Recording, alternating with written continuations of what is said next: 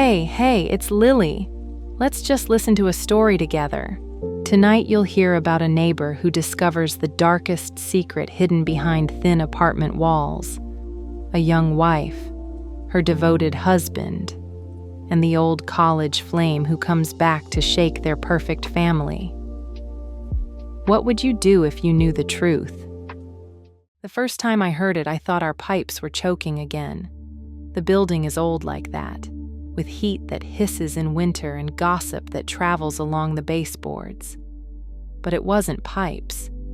It was the soft ping of a FaceTime ring. 3 delicate notes, muffled through drywall so thin I can hear when somebody on the 5th floor sneezes. The sound came from 4B, the newlyweds with the stroller that never quite folds right. I wasn't trying to eavesdrop. It's the kind of place where you can't help it. The hall smells like somebody's garlic bread all day, and the walls pass along secrets the way kids pass notes. Besides, I keep odd hours. I paint theater sets in a shop in Long Island City, mostly nights. When I come home at 2 a.m., the building is quiet except for the elevator sighing, and, lately, those FaceTime chimes from 4B, right on the other side of my bedroom wall. Their names are Emma and Leo. I learned that the honest way, from packages. I live in 4A, so every courier knocking at our door by mistake is my problem first. Delivery for Emma, the guy in the orange vest says, and I correct him. And we both shuffle one step to the left while he pretends he didn't just wake me up on my one day off. Leo is our landlord's son, which is something everybody brings up with exaggerated casualness, like they aren't calculating what that means for rent hikes. Except, plot twist, it's not the landlord's son, it's the landlord himself. Leo inherited the building last spring when his father died. He's my landlord husband. He's also the guy who holds Emma's hand so tightly in the lobby you'd think she might drift away. When they push the stroller out onto Atlantic Avenue for their slow coffee walks, he keeps a palm on her back as if there's wind in the hallway. He is gentle and very watchful. Their baby is the size of a loaf of bread, round-cheeked and curious, a soft chuff of breath, and an astonishing volume when he decides the grocery cart is an affront. I know this because on Saturdays, the 3 of them wait for the elevator, and I take the stairs to avoid cramming in. But the doors always take too long, so I end up standing 5 feet away listening, the way you listen to a podcast you didn't choose but don't hate. We'll be quick, Emma says, and Leo kisses the top of her head in front of the mailboxes. They look like a couple in a coffee ad. It's not an act. They believe in it. They have a shared notes app grocery list, a stroller caddy with matching silicone pacifier clips, and a fridge I've seen once through their open door, hung with Polaroids and affirmations written in Expo marker.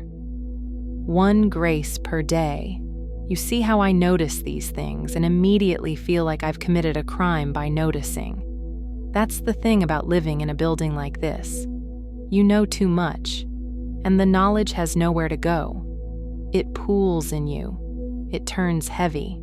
The FaceTime chimes start at 12:41 a.m., the first time I'm fully awake to clock it. It thrums through the wall like a fork on crystal. Then there's the hush of Emma's voice, the kind you use when the baby is finally down. And I freeze, brush in hand, because I'm elbow deep in scrubbing acrylic from the bristles, and the sound seems to hold my apartment in place. "Hey," she says, barely above a whisper. The kind of "hey" you give to someone who could say your name without checking their phone. It could be anyone, of course. Her sister, a friend. People talk. People need people. The city is a terrible place to be isolated and a great place to pretend you aren't. I try to give her the benefit of the doubt, but then there's a laugh. Low, rough, and not Leo's. And something inside me takes a step toward the wall. After that, patterns emerge. That's how you know you're not inventing drama. You notice routine. The nightly chimes arrive between 12:30 and 1:10. They last exactly the length of a baby's next sleep cycle. 40, sometimes 50 minutes. Sometimes an hour if the building heat kicks in just right. I lie on my side, phone face down on my pillow, pretending to be indifferent.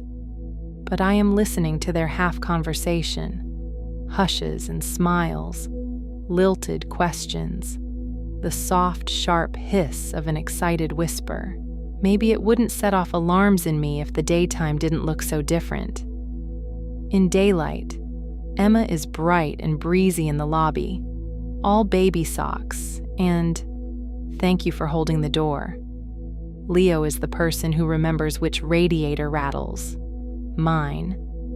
Who writes emails about improved laundry room etiquette using phrases like, "Let's all be good neighbors." He wears a wedding ring with a small scuff on the underside.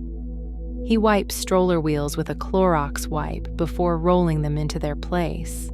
He is competent to a degree that makes you feel a bit lazily unmoored in your own life. Also, he's kind. When my AC died in July, he came up with a box fan and lugged it to the window and said he'd comp a portion of my rent because it was unbearable in here. He pressed a bottle of cold water into my hand and made me promise not to pass out. So by the third week of the late-night calls, I'm a reluctant archivist. I have timestamps. I have the shape of Emma's laughter memorized, when it sits low in her chest, when it stifles so she doesn't wake the baby. I also have a growing egg of dread in my stomach, because I'm the kind of person who keeps receipts, literal and metaphorical. I'd make a bad detective because I get attached to the idea of the truth fitting together like IKEA furniture. People don't. They're more like thrift store chairs that almost match.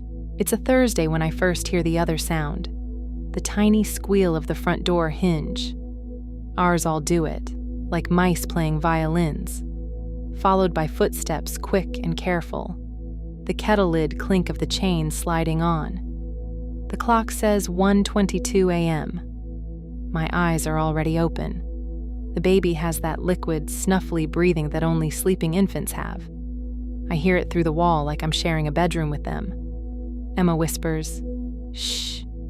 Then, "I told you not to buzz. Just text me." A soft laugh answers, deeper and closer. I sit up. That egg of dread hatches into something with wings. Look, adults are allowed to want, and postpartum months are a hungry ocean even in a life raft. I'm not judging. I'm narrating what the wall gave me. And the wall tells me that soon there are two voices, and the sound of a phone set face down on a placemat with a silicone thump. There is the flutter of a kiss, light and careful, and the nervous, giddy noise people make when they haven't seen each other in too long. And then there's the part that matters most to me, the whisper I almost miss, when the deeper voice says, "I can't believe this is how I find you again." And Emma whispers back, "We said no past tense. It's not again. It's now." I swallow. My room is dark except for the light from my router. I have no right to tremble, but I do. Because even in my cynic's heart, I like my neighbors. I like the way Leo says, "Home?" when they get to the stairs, and how Emma's shoulders drop like that word is a magic spell. I like that the hallway is safer because of them, that Leo fixed the door closer on 3C's unit and didn't charge them for the locksmith. I like that they wave at me when I'm carrying posters longer than I am tall, and pretend not to notice when I curse like a sailor after midnight. But I also know intimacy when I hear it. I know the thighs squeak of a chair pulled closer to a table, the half choke of a held-in laugh, the low, aching, "God, I missed you," in a voice you hear with your skin. I'm not a prude, and this isn't an erotica channel. My point is the gravity. The room tilts. I put my palms on the mattress like that's going to steady the building. The next morning in the elevator, I keep my eyes on the inspection sticker while Emma and Leo squeeze in with the stroller. The baby's socks say "hi" on one foot and "there" on the other. Leo asks me, "How's the set going?" He remembers I had a deadline. He always remembers. Emma smells like dryer sheets and coffee. There are faint crescents beneath her eyes and a little Q-tip of baby spit on her shoulder. She looks like every new parent in the city, soul-tired but buoyed by small miracles. She doesn't look like someone who had company until 2 a.m. She doesn't look like an earthquake disguised as a woman. "I'm good," I say. I hate how my voice climbs a register. "We open in 2 weeks. Break a leg," Leo says, sincere. He squeezes Emma's hand. She squeezes back. The baby frowns in his sleep, like inching toward a dream he doesn't like, and then relaxes again.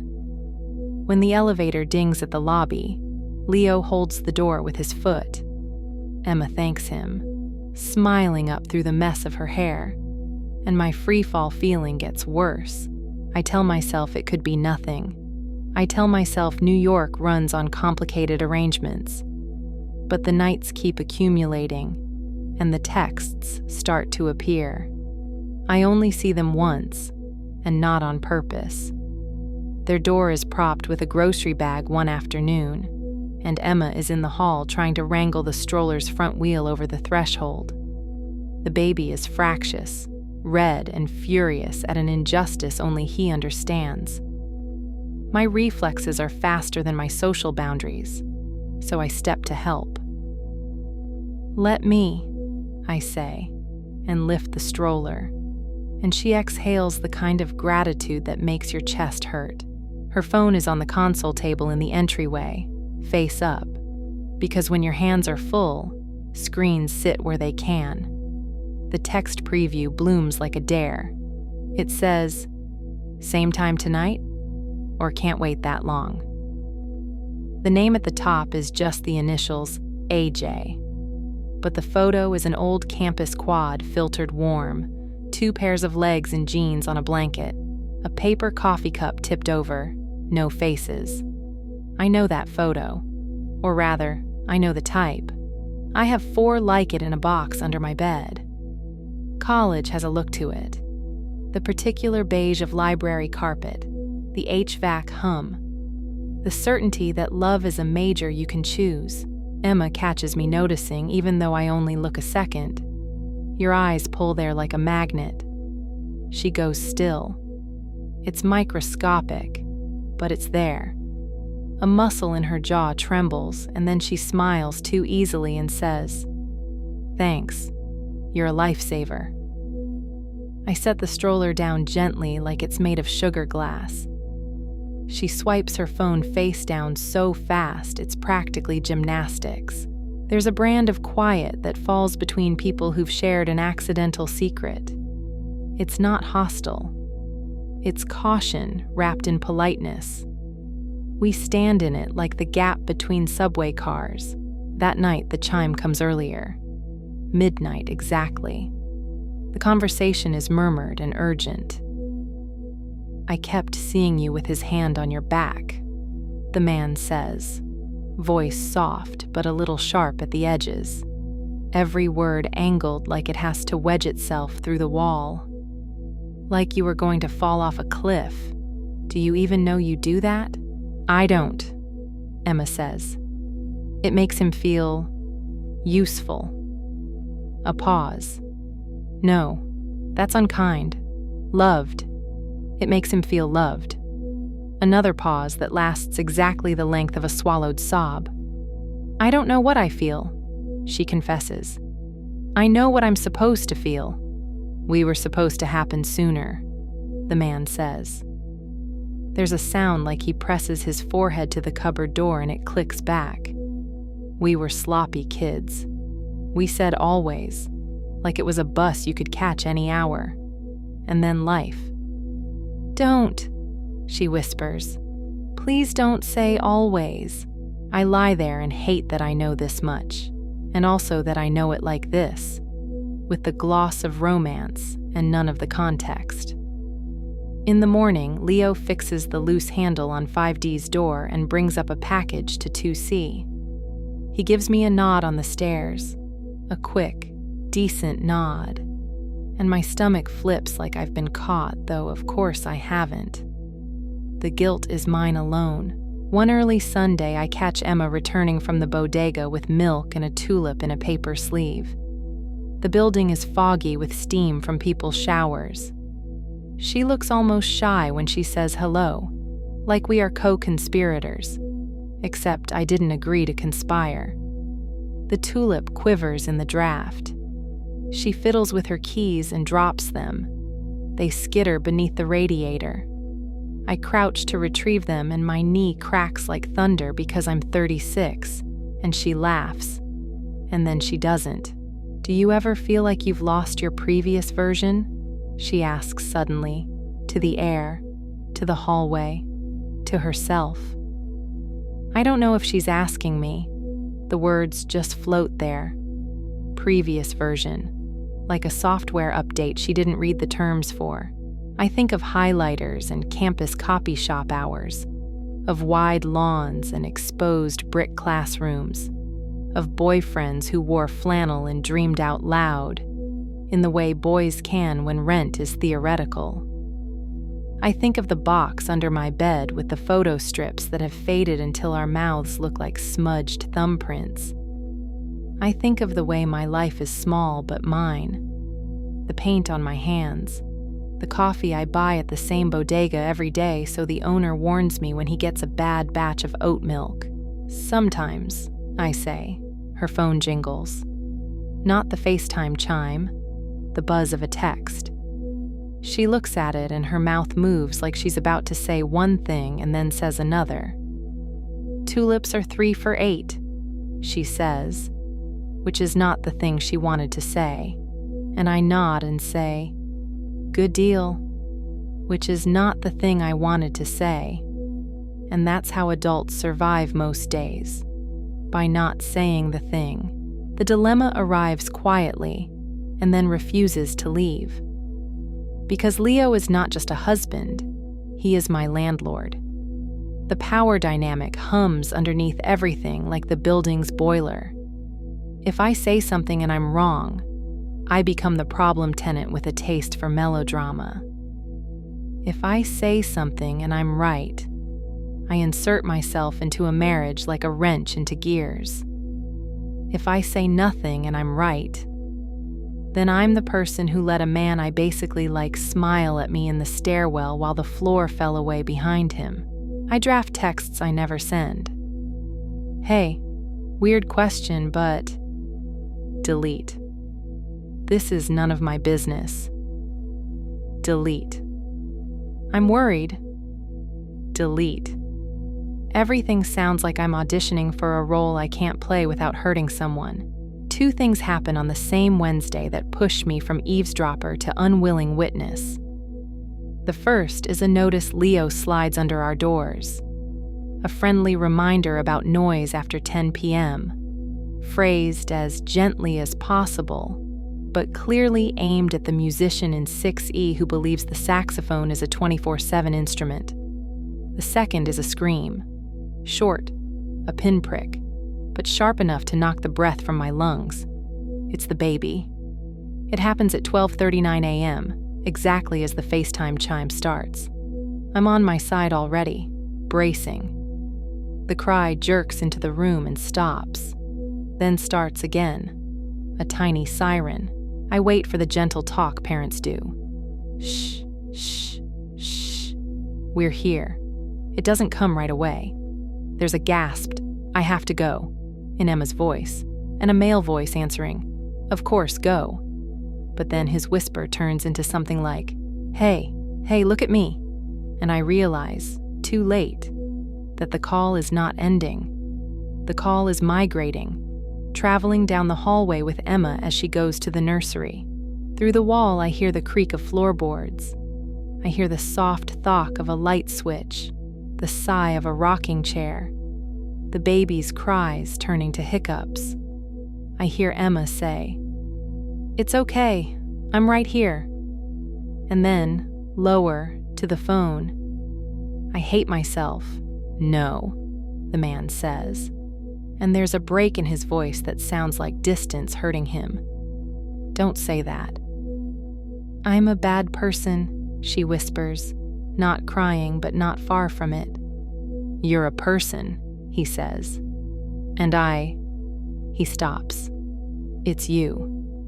It's always been you." That word that she begged him not to use is back. Always. It lands in the chair with them. The next afternoon, a package addressed to A. Jansen arrives at our building. The courier looks bored, like he's delivered to Noah's Ark this week. One package to every animal. I say, "No A. Jansen here. Automatic." He shrugs. It says 4B. I'm already shaking my head when Emma opens the door with the baby on her hip. She thanks the courier and signs for it. The box is too light to be a baby thing. The return address says Camden Ave, Ann Arbor, MI, in tidy block letters. The handwriting is strange and familiar at once, the way the voice through the wall is. Emma catches me looking again. Of course she does. I've never been subtle. She smiles like we're co-workers in a heist movie and says, "Old friend." It's not defensive. It's a confession disguised as small talk. She knows that I know. At 1:06 a.m., there's a knock at their door. Not the buzz. A knock. The kind people do when they know the rhythm of a particular household.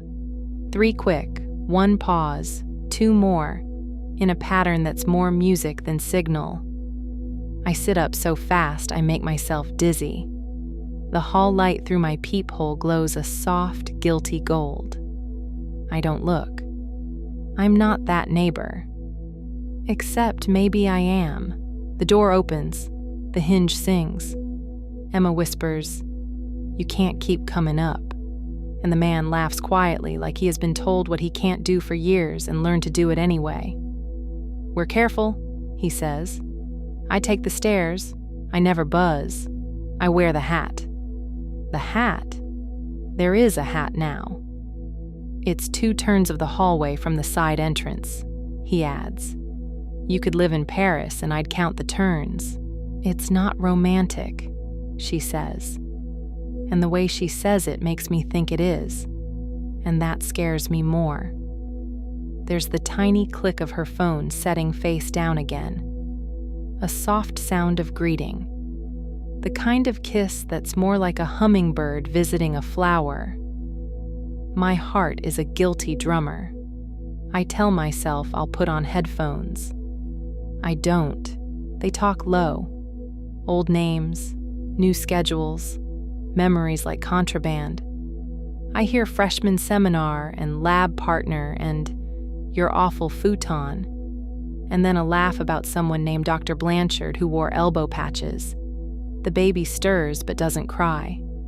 It is both unremarkable and criminally intimate, like reading someone's diary while they sleep beside you. The building breathes. The city's low hum pushes against the windows. Around 1:42, there's a pause, the kind that isn't silence but a decision being made.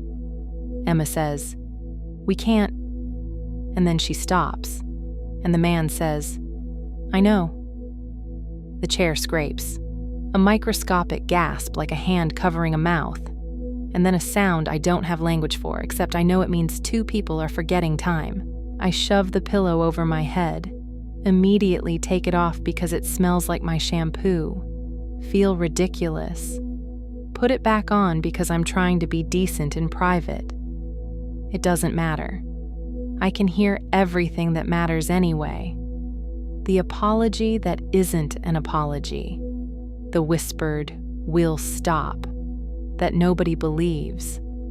I know the difference between the cliché of cheating and the texture of it. The way it phrased practicality like a sweater snagged on a nail. This is not a cartoon villain. It's two people who learned each other's coffee orders before they learned how to file their taxes, who thought the world would wait. At 2:11, a new sound. Footsteps in the stairwell. Not light, not careful, purposeful. They stop outside my door, then continue to 4B. 2 knocks, firm.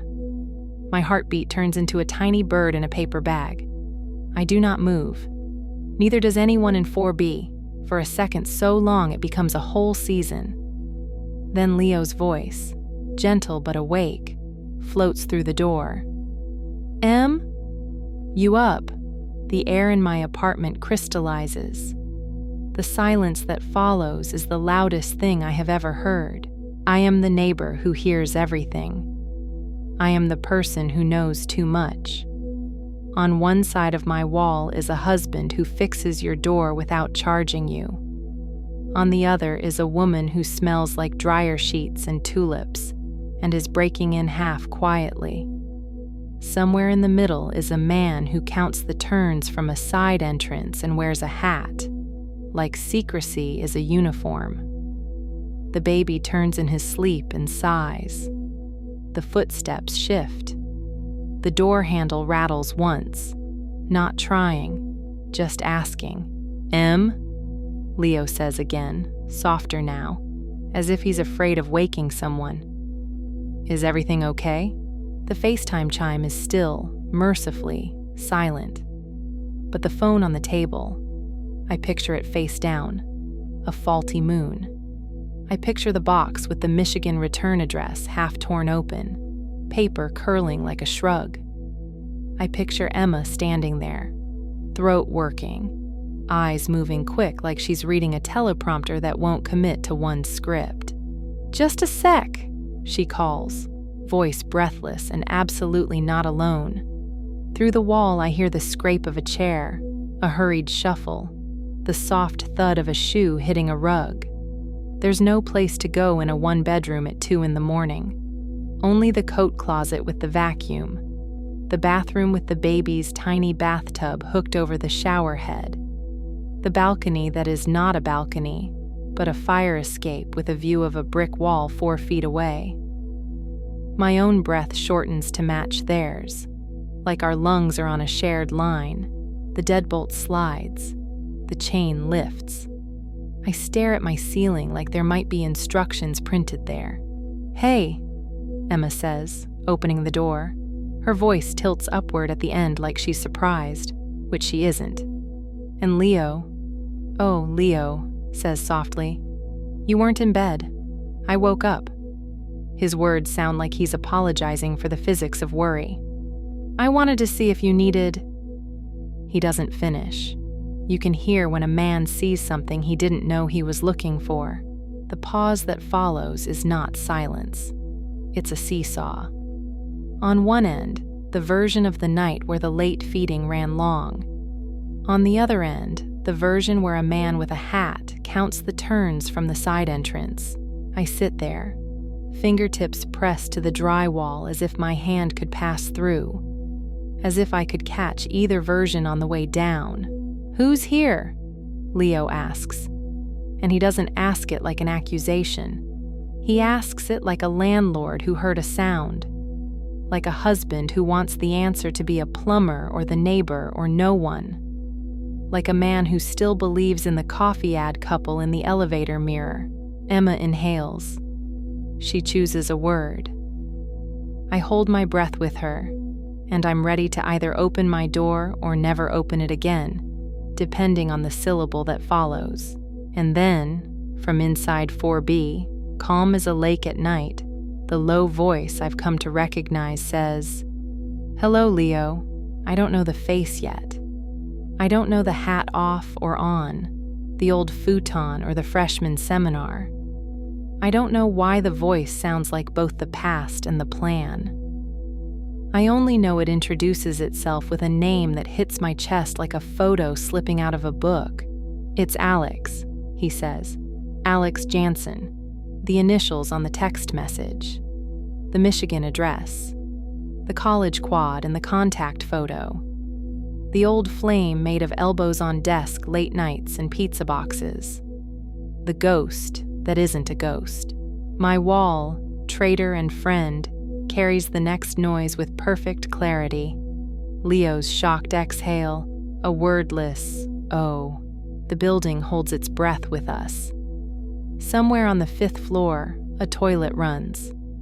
The radiator in my bedroom ticks like a metronome trying to keep time with a heart that's running away. "Why are you here?" Leo asks, still gentle, because he doesn't know how else to be. And as Emma starts to answer, choosing from 1,000 wrong rights, reaching for a version of the truth she can live in, I realize I'm no longer wondering whether I'll tell him. I'm wondering if I already have. I don't sleep after that. The building turns back into itself. The elevator sighs, the old radiator ticks, the trash chute coughs. But I'm awake and brittle, like I've been left in a freezer and the door closed. I can't hear the words that follow Alex's, "Hello, Leo." Not cleanly. The wall gives me pieces. Late feed. Couldn't. College. And then Leo's voice, steady in that way you use when your knees might go out. At some point, the baby makes a questioning "a" noise, and 3 adults become very careful. At 3:10 a.m., footsteps. The hinge of 4B sings once. The hallway takes on that night smell of cold dust. I don't look.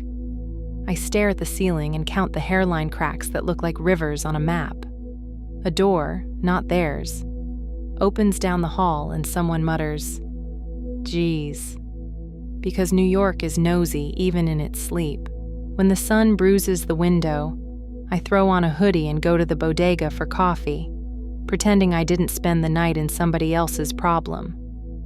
The owner, Rafi, watches me lift the oat milk and says, "New batch is good." And I say thanks like anything is normal. On my way back, I see Leo in our mail alcove holding yesterday's paper, not reading it.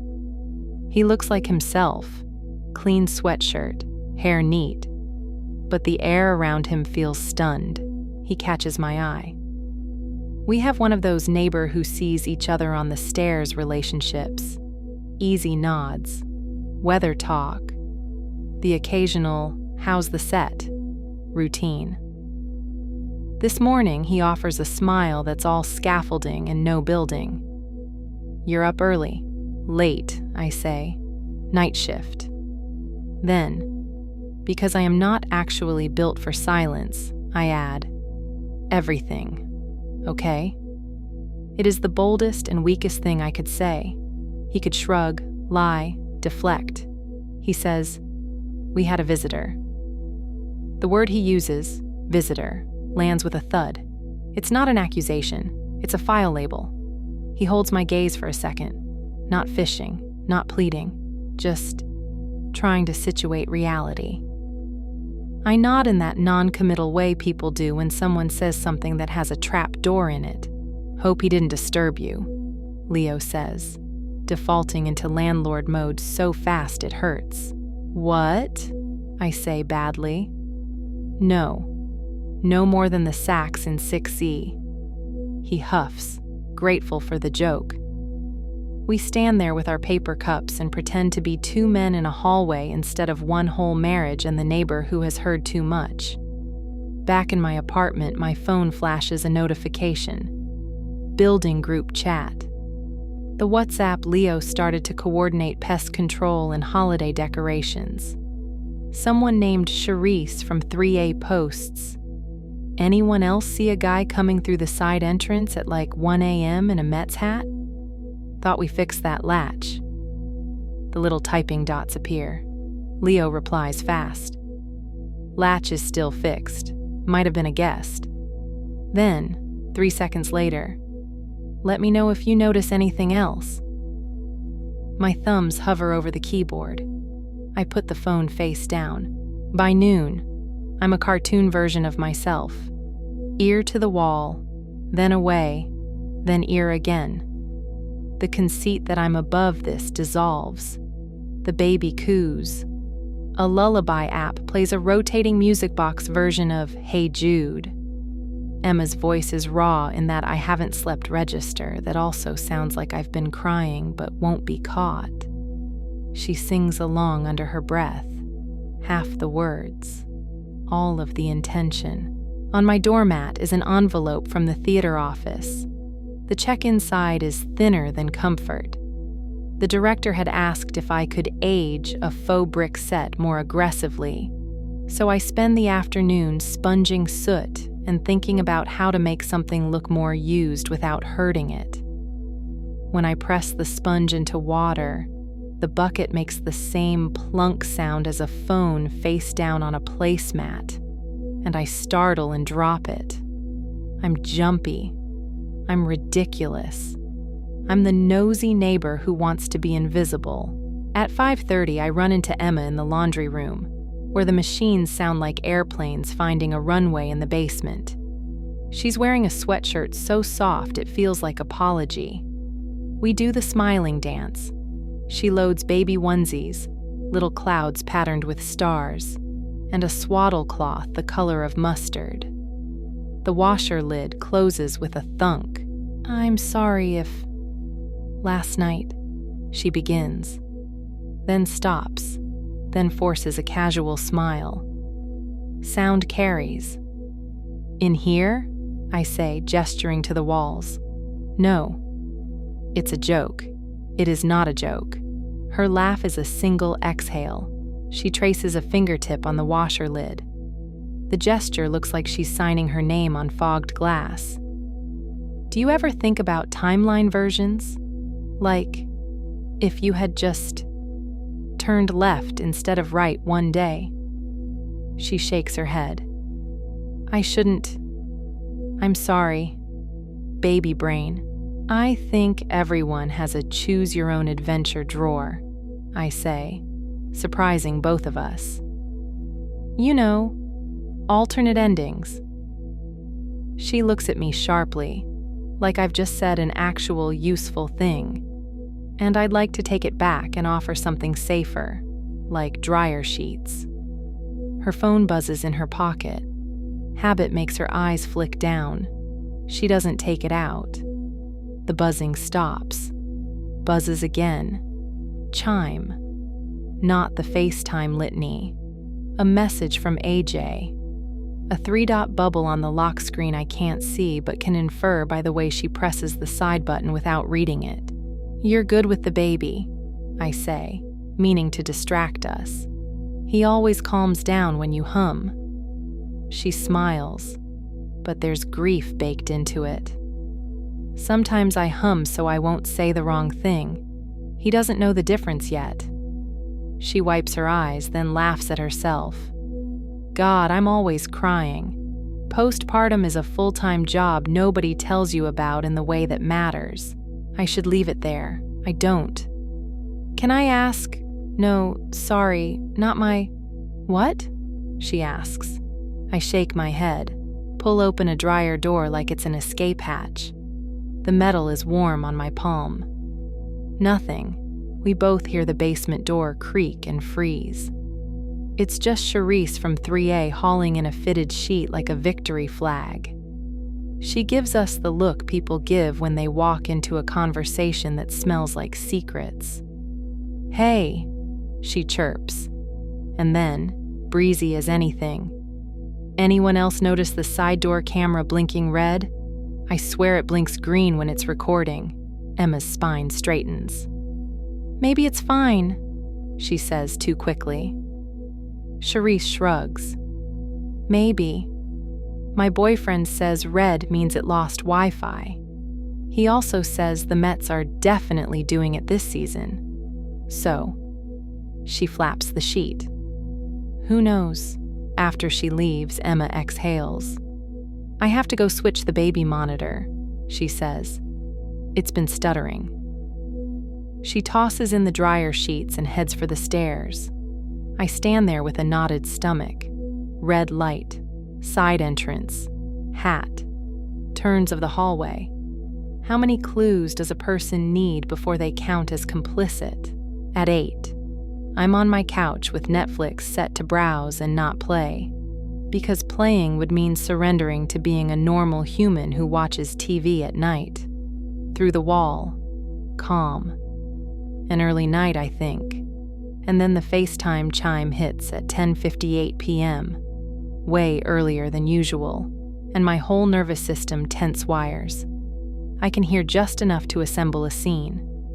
The baby monitor hisses with white noise.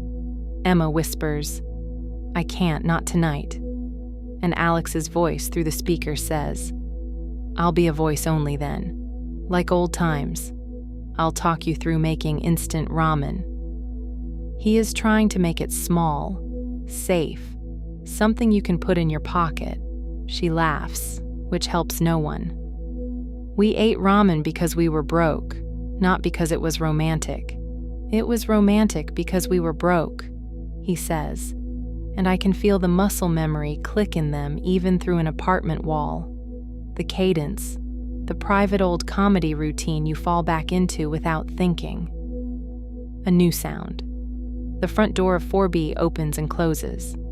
Leo's shoes in the hall, then his keys, then his voice. "Hey, babe." The way he says it makes me sit up straighter. It's an everyday greeting, but he's looking for a map. "The door was... Were you expecting..." He doesn't finish. Adults never finish a sentence they're afraid of. "Just getting air," Emma says. She has the talent of choosing a true sliver of a sentence and presenting it like a whole.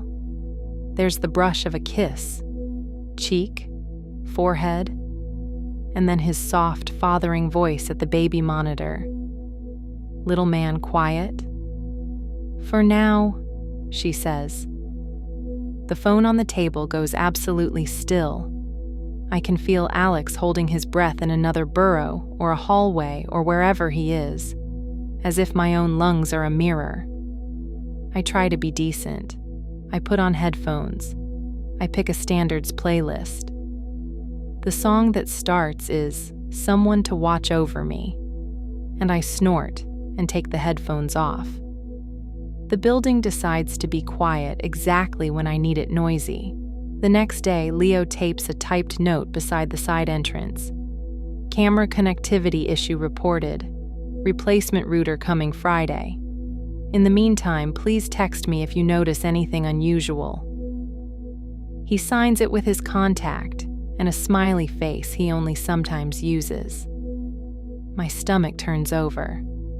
I imagine him ordering a router while Googling "what to do if your wife has a visitor" in a separate window. Then closing the window because you can't return the result.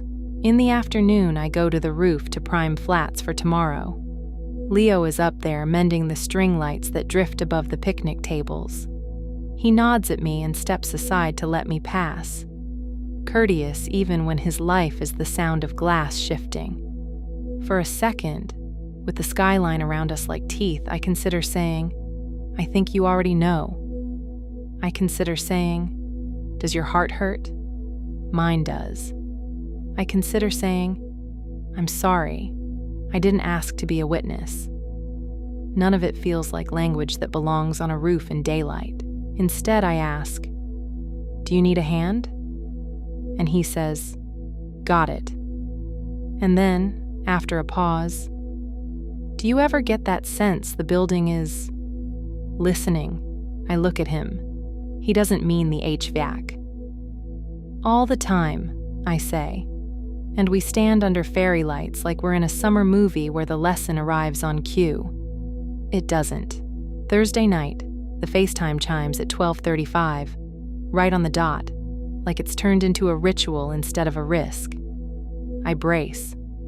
A minute later, a door opens down the stairwell. Footsteps. The careful pattern I know now. 2 flights up from the side entrance. Pause. 2 more flights. Hat brim tipped down. I can practically draw the route on a napkin. I get off the couch. I walk to my own front door. I lock the deadbolt that's already locked. I pace 5 steps to the window, 5 back. In the mirrored dark of the glass, I look like a man rehearsing a speech he won't give. Inside 4B whispers, the kind of sorry that means everything and nothing. The baby stirs. The monitor blips. Alex says, "Do you remember senior week?" Emma says, "We said we'd live in a walk-up and never get a car. We were idiots." He laughs, fond and broken. "We were pure." There's a soft knock at my door. I freeze so completely it feels surgical. It comes again, the most polite knock I have ever heard. I go to the peephole. The hallway magnifies like fishbowl glass. It's Emma. She is barefoot. Her face is stripped of makeup and pretense. She holds something in both hands. The box with the Michigan return address, half tore open. I stand there, a grown man spying through a peephole like a child hiding from trick-or-treaters. She looks to the side instinctively, at her own door, as if expecting it to open and swallow her. She knocks again, just enough to feel like an ask, not an intrusion. I unlock the door because whatever this is, I have already been part of it against my will. Might as well choose it outright for once. "Hey," I say, and my voice comes out like a violin tuning, high and not helpful. "Is everything... Can I..." she says, lifting the box like a password. 2 minutes. I know this is... I know. She slips inside when I step back, eyes scanning my apartment the way you market research scan a store. Not nosy, just wanting to know what normal looks like anywhere. She holds the box against her like a shield. He sent a... okay.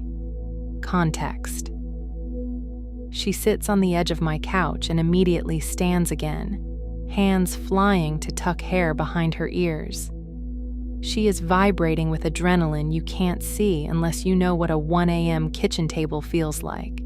The older neighbor you don't know super well is absolutely the wrong person, she says. But you... she swallows. You heard. I'm not accusing. The wall is... the wall. I didn't ask to know, I say. It comes out harsher than I want. But I do. No. She nods, grateful and hurt by the truth at once. I keep making 5-minute decisions that turn into years, she says. I thought maybe if I told a stranger... She catches herself. Not a stranger. Sorry. She looks at the box. He sent our old photos. Not digital. The actual prints. He says, so you'll remember the colors were real. Her laugh breaks. Who writes like that? He's ridiculous. Alex? I say, tasting the name like a spice that lingers. She flinches, then nods. I didn't plan. Her eyes fill in clear. She has practiced this in the mirror, holding herself together because there's a baby whose needs are clocks, not poems. She sets the box on my coffee table and lifts the top. The smell is startling. Warm paper, a hint of vanilla, the past. Inside, envelopes are labeled in a handwriting that knows its own loops. Freshman. Sophomore. The lake. After the concert. She pulls out one at random. 2 kids, legs tangled on a futon. A pizza box open like a book. A poster of a band taped crooked behind them. His hair longer. Her grin careless. The kind of photo that thinks tomorrow is obvious. I can hear you through my wall, I say, which is unkind and necessary. And Leo's a good man. She looks at me as if I've slapped her, then nods. He is. She says it like a prayer and a verdict. He is. He caretakes. He does. Me, the building, all of it. He deserves a version of me that isn't. She gestures at the box. The late nights. The me gripping a coffee mug at 1 a.m. I keep thinking I am this person he loves because he decided I am. Meanwhile, I open a box, and the other person I am sits down next to me like she never left. We both listen. Through the wall, silence that is not empty. Two people holding their breath. A baby breathing in syrupy snuffles. Guilt, love, dread, nostalgia. The ingredients of a bad cocktail. Somewhere, a neighbor coughs. It echoes. "I'm going to tell him," she says, "the way you say I'm going to jump. Tomorrow, I have to, before the pile of facts gets taller than I am." "In what room?" I ask. It's a stupid question and also the most practical one there is. She laughs, one bright shard. "Not the nursery." She presses her palms to her eyes. "Don't be mad at me," she adds, sudden as a bruise. "I know you don't know me enough to be mad, but still, I am mad at 100 things in a diffuse way and at none in particular."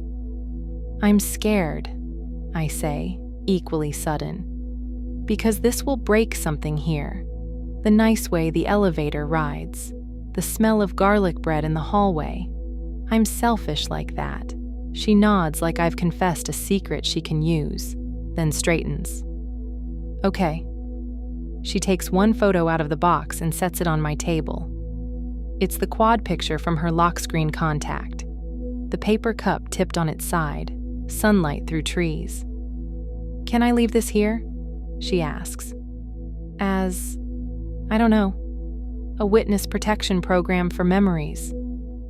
She smiles that tiny, wry smile our building breeds. "If it's in my apartment, I'll decide it means something. If it's in yours, it's just paper." "You could just throw it away," I offer.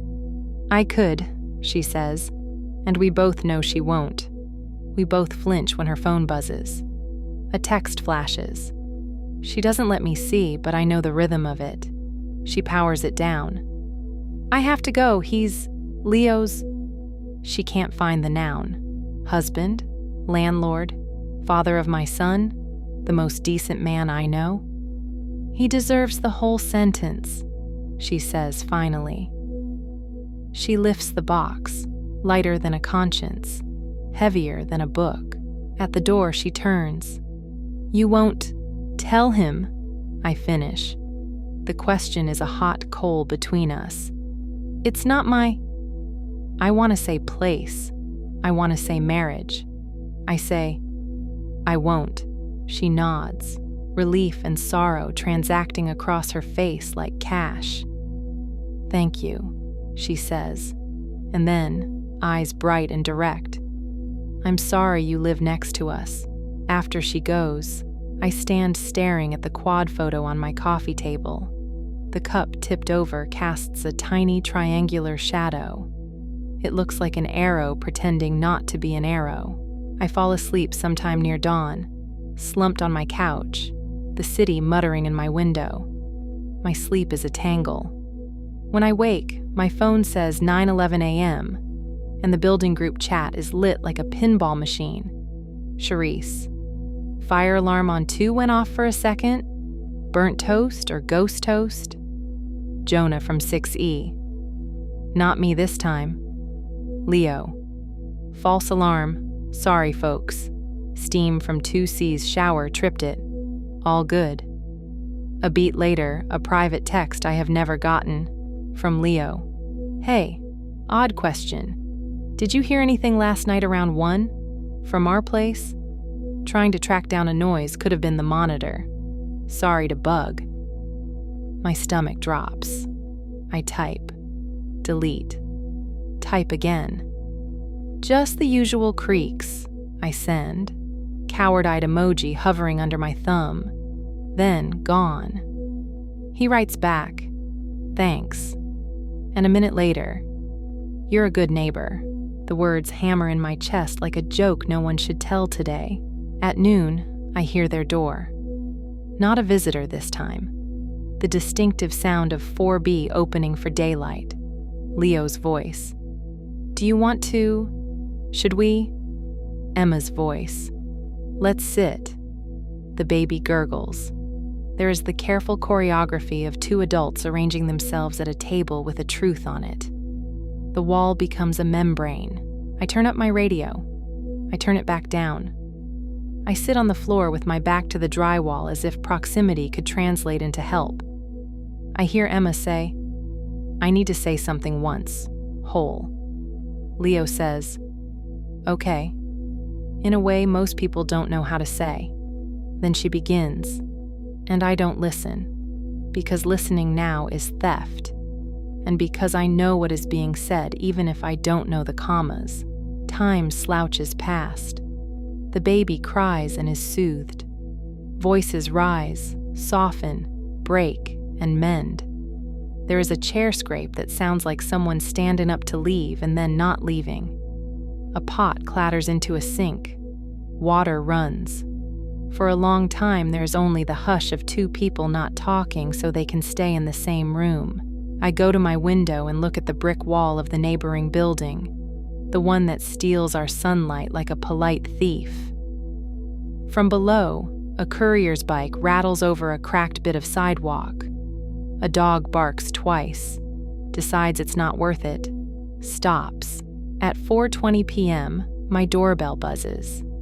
It's a sound our building makes reluctantly, like it resents electricity. I open the door to Leo. He is composed to a degree that feels like a disaster plan. He holds a folder. People hold folders when they need their hands to stay useful. Can I ask you something really uncomfortable? He says, and my chest tightens. I stand back. He steps into my apartment and looks at the quad photo on my coffee table before he looks at me. Of course he does. His face doesn't change. He takes it in like a detail on a punch list. His voice, when it comes, is flat only on top. Underneath, a current. Did you ever see anyone come in or out of our place late? This is the moment. The trolley problem with a human face. My mouth dries out instantly. The walls carry sound, I say, heat rising in my cheeks. I hear things, but I didn't. I stop because lying to a decent person feels like trying to carry a refrigerator up a flight of stairs with just your forearms. I'm not looking for a witness, he says. I'm trying to decide if I'm crazy. He scrubs a palm over his jaw. I installed cameras when my dad got sick. It made him feel safer. I never took them down. I didn't think about what that meant. One of them, side entrance, went down last week. Of course it did. I could nod and say nothing. I could point at the photo and say everything. Instead, I say, "You're not crazy." It's true without being specific. He looks at me like he's measuring that sentence from both ends to see where the missing centimeters are. Okay, he says finally. He nods to himself, the way carpenters do when they know the stud is where it's supposed to be. He starts to leave, then hesitates. Can I? This is weird. Can I borrow that? He gestures toward the photo. I think it belongs next door.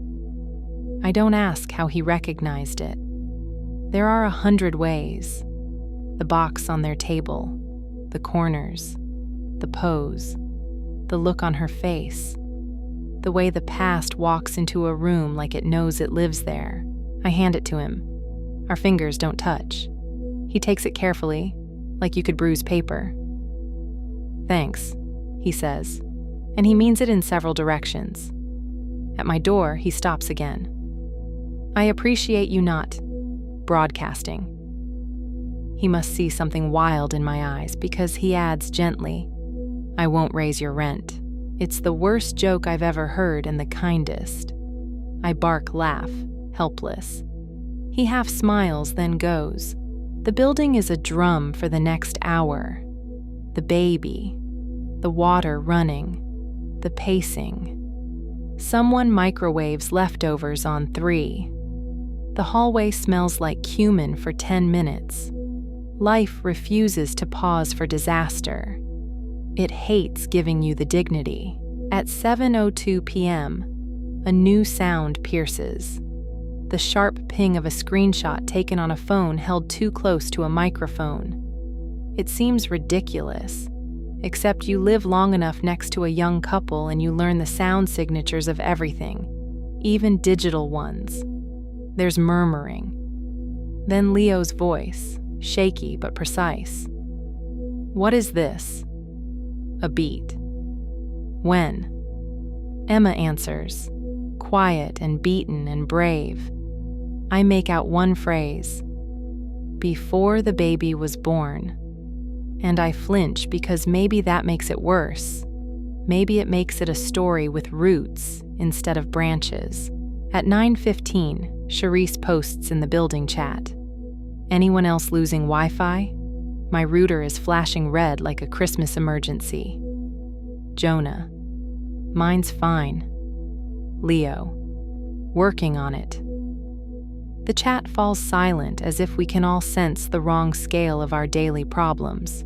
I lie in bed at 11 and make promises to no identifiable God that the wall will be thicker. It isn't.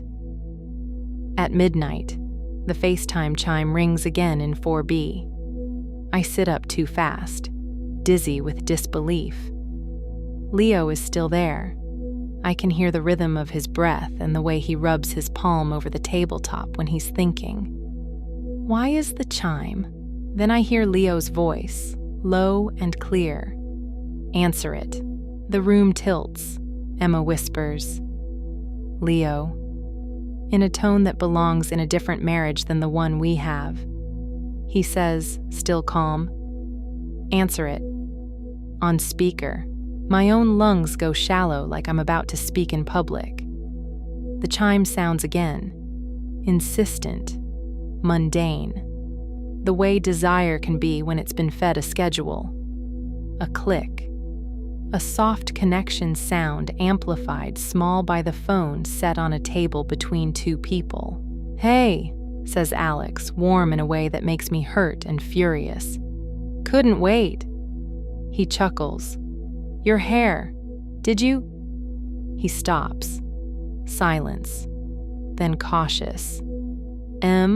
Leo says, gentle as a lullaby. "Hi, Alex." I'm on my feet before I know I've moved. The building seems to tilt toward their apartment. Every pipe, every conduit an ear. There is a long, terrible pause. No one on either side seems to know which century to speak from. Finally, Alex breathes out a rueful laugh that sounds like a surrender and a dare. "So," he says. And in that one syllable, I hear a decade of paths diverging, and then, improbably, crossing again in a too small kitchen with a baby monitor hissing and a wedding ring catching the light. "I think," Leo says, voice breaking just once, the way a note fracture makes a song more true. "We need to stop walking around what this is." That's when the baby starts to cry. It's small at first, a mew. Then it blooms, helpless and declarative. All three adults go quiet. The monitor clicks. The chair in the nursery creaks as it rocks. I hear Emma rise, scrape the chair, then pause. A person split by a choice that will look tiny from far away and enormous up close. "Go," Leo says, so softly I almost miss it. "He needs you." Through the wall, in the space where a decision turns into a path, I hear Emma whisper, "We all do." The monitor hums. The call is still connected. Someone, Leo, inhales. A ragged human sound that makes my eyes sting. A second later, a loud knock echoes up from the first-floor vestibule. 3 beats. Short pause. 2. The old pattern.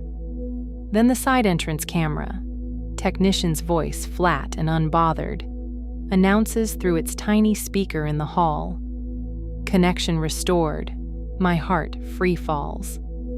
The hallway lights flicker as if the building itself took a breath. On my phone, a push notification I didn't know I'd turned on pops up from the building's security app. Side door motion detected. 12:03 a.m. Every choice we've all made stands suddenly in a brighter light. Inside 4B, Leo says into the open line, steady and unnerving. Alex, if you're coming up, please use the front door. I don't realize I've opened my own door until the hall's cool air hits my face. Down the corridor, 4B's door is open a crack, a line of warm light like a blade on the rug. From the stairwell, a shadow moves. Someone on the landing, a brim, a pause. The building holds itself perfectly still, like a held breath, and the footsteps start up the stairs. The footsteps on the stairwell are deliberate, not hurried, not hesitant, just steady. Each creak of the old wood comes through like punctuation. I stand frozen in my doorway, half hidden, half exposed, my hand on the knob as if I might shut the world out by closing it. But I don't. From inside 4B, the baby cries in that ragged way infants do when they're not sure if comfort is coming. Emma's shushing is audible through the wall, through the crack of their open door. Leo's voice floats out, firm but calm. Front door, Alex. We're not doing side entrances anymore. The footsteps pause. For a moment, I think Alex will turn around. Then a creak again. Ascending. My stomach flips. He's actually coming. I should go back inside. I should not be part of this. But I don't move. It's like the building itself has drafted me as a witness. When Alex steps into the hall, it feels like I've seen him before, though of course I haven't. He wears the Mets hat, brim low, jacket half zipped. He's taller than I imagined, broad in the shoulders, with a presence that hums rather than shouts. There's a duffel slung across him, too casual for luggage, too serious for just a bag. His eyes flick over me, registering, noting, then dismissing. Not hostile, just unbothered. Leo opens his own door wider, enough for the light to fall into the hallway. His face is pale, but steady. He doesn't look like a man cornered. He looks like someone who has decided, finally, that the waiting is worse than the storm. Come in, he says. Alex hesitates only a second. Then he steps forward. He takes off the hat at the threshold, strangely respectful, and sets it on the console table inside. I glimpse Emma in the background, holding the baby tight, her hair damp with sweat, her whole body rigid. She looks younger and older at once. Leo closes the door behind them. I'm left staring at the wood paneling, my pulse rattling in my throat. I pace my apartment. Every instinct tells me to drown the sounds out with music or TV, but I don't. The wall is alive with voices, low at first, then sharper. Why now? Leo asks. His tone is more controlled than I'd expected. Not angry, just measured. I didn't plan it, Emma says. Her voice cracks. Alex interrupts. We ran into each other at a conference last fall. It wasn't supposed to. Last fall? Leo repeats. And there's a pause so heavy I lean against the wall to steady myself. Before the baby. Silence. A silence that feels like a knife left on the table. The baby whimpers. Emma murmurs to him. Soft, nonsense sounds. I press my palms to my eyes. I shouldn't know this. I shouldn't be hearing this.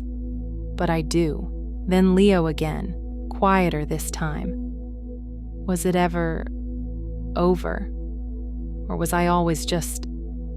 He doesn't finish. His voice breaks. Alex says something I can't catch. Low, maybe apologetic. Emma louder. Don't you dare make him think. And then stops herself. The chair legs scrape hard against the floor. I can imagine the scene too clearly. Leo sitting at the table. Emma standing with the baby. Alex near the door. A triangle no geometry could fix. At 1:07 a.m., there's a sudden thud. Something dropped. My heart stutters. Then Leo's voice, firm, sharp. Stop! I flinch. But he doesn't sound violent. He sounds desperate. Stop pretending this is about me, he says. You owe him honesty.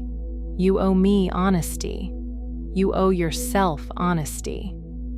The word honesty hangs there, repeated like an incantation. Emma's sob cuts through the wall. I don't know how. Alex, softer than before. Start with, I loved you then. I love you now. Don't, Emma whispers. Please don't. The baby cries again, louder this time, and Emma moves away, rocking him. I hear her footsteps retreat to the nursery, the door creaking shut. That leaves Leo and Alex. For Alex exhales. No, you think I didn't notice? The late nights, the way she hides her phone, the way she looks at the door when she thinks I'm not watching. There's a scrape. Maybe Leo pushing his chair back. I told myself it was exhaustion, postpartum fog. I told myself, lies. His voice breaks again, but softer. Because the alternative was this, Alex. She does love you. Don't, Leo says, sharp this time. Don't try to soften it. You don't get to. I press my ear so close to the wall I can feel its cold plaster. I'm ashamed, but also gripped. It's like watching a bridge collapse in slow motion. Horrifying, inevitable, impossible to look away. At 1:30, Emma's voice returns, weary. I can't do this tonight. The baby, he needs sleep. Leo answers, so do we. He sounds like someone who hasn't slept in weeks. There's movement. The front door opens. Alex's footsteps retreat into the hall, slower this time. I dart back from my own doorway just in time to avoid being seen as he passes. He looks drained, older than when he came in. He doesn't put the hat back on. The door of 4B shuts behind him. The hall falls silent. The next morning, everything looks normal again. In the lobby, Emma has the stroller, hair tied up, sunglasses on though it's cloudy. Leo carries the diaper bag. They look like a family. They look like an ad. If you hadn't heard the night before, you'd believe the picture, but I did, and when Emma catches my eye, there's a flicker, just a second, of something raw, like a window cracked open before it slams shut. That night, I tell myself I'll stay out of it. I put on headphones, I play a show loud, I even run the faucet longer than necessary to mask the sounds. But just before midnight, the FaceTime chime cuts through anyway. I rip the headphones off. Emma answers. Her whisper, not tonight, please. Alex, I just need to know you're okay. Leo's voice, sudden, cuts in. She's not. The silence after that is electric. Leo, Emma starts. No, he says, steady now. No more lies. He needs to hear it, and you need to say it. Through the wall, I hear Emma's shaky breath. And then finally the words, Alex, I can't do this anymore. The call disconnects. The wall is silent, and in that silence I realize the hardest part hasn't even started yet, because now they have to live in the truth, and I, their neighbor, am trapped on the other side of the wall, listening. The next day, Leo posts in the building chat. Side entrance camera fully restored. Please, for everyone's safety, only use the front door after hours. He adds a smiley face, but this time nobody reacts with emojis. Everyone feels the shift. Everyone knows something has changed. And I can't stop wondering, how long before Alex comes back anyway? Because people like him, like her, don't vanish just because someone says the word enough. They linger, they wait, they always do. And the walls, they hear everything. The building had grown too quiet. That was the first sign. No more FaceTime chimes through the wall. No footsteps sneaking up the stairwell. No voices pressed into whispers. It was as if someone had laid a heavy blanket over the entire floor. For 3 nights, nothing. Just the usual. The baby's sighs, Emma's humming, Leo's steady voice narrating bottles and diapers. I started to think maybe it was over. Maybe Alex had finally gone back to wherever he came from. But on the 4th night, the silence broke. It wasn't a chime this time. It was a knock, firm, deliberate, on the front door of 4B. Not the side entrance, not sneaking. A man saying, "I'm here." I froze in my bed. Through the wall, I heard the baby stir, a little hiccup of sound. Emma's steps across the floor. Leo's voice low but steady. "Open it." The hinge squealed. And then the voice I had only heard in fragments stepped fully into the building. "Hello, Leo. It's Alex." The name carried everything. The initials on the late-night texts. The Michigan box. The photo on her phone. The ghost she'd been feeding through FaceTime had become flesh in our hallway. Leo didn't raise his voice. "Sit down," he said. "No more hiding in corners. If you want to be here, you face us." Chairs scraped. For a long time, no one spoke. The baby whimpered. Emma soothed him automatically, her voice breaking as she shushed.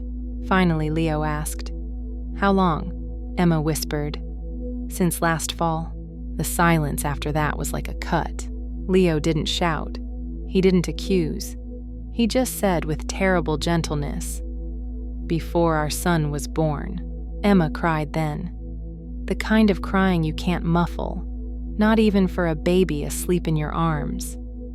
Alex tried to speak, but Leo stopped him with a single word. "Don't." I pressed my palms flat to my own wall, ashamed and transfixed. After a long time, Emma said the thing she had been circling for weeks. I thought I lost myself. And when he showed up, it felt like the old me came back. But I can't live 2 lives, Leo.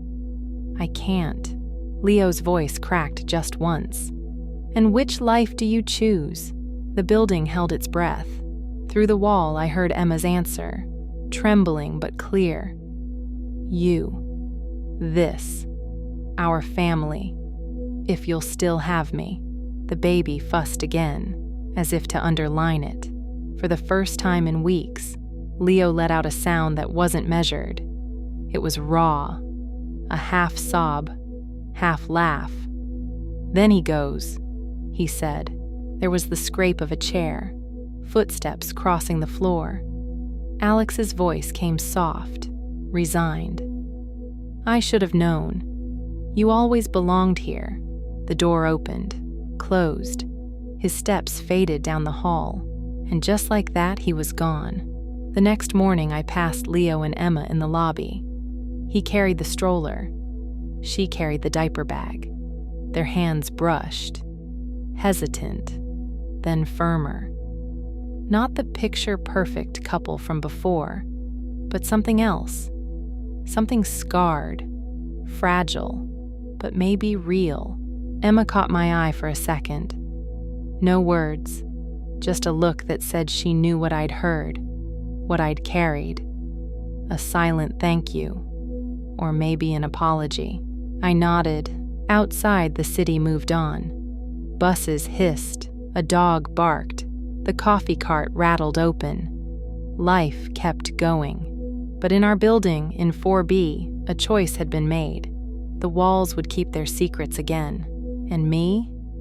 I'd go back to being just the neighbor, the one who hears everything and says nothing, because sometimes silence isn't cowardice. Sometimes it's mercy. And that's how the story ends. Sometimes silence is the hardest choice, and the kindest one. Thank you so much for staying with me through this emotional ride. Don't forget to subscribe and come back tomorrow for another story. This was Lily. Thank you for listening, and I'll see you tomorrow. Bye-bye.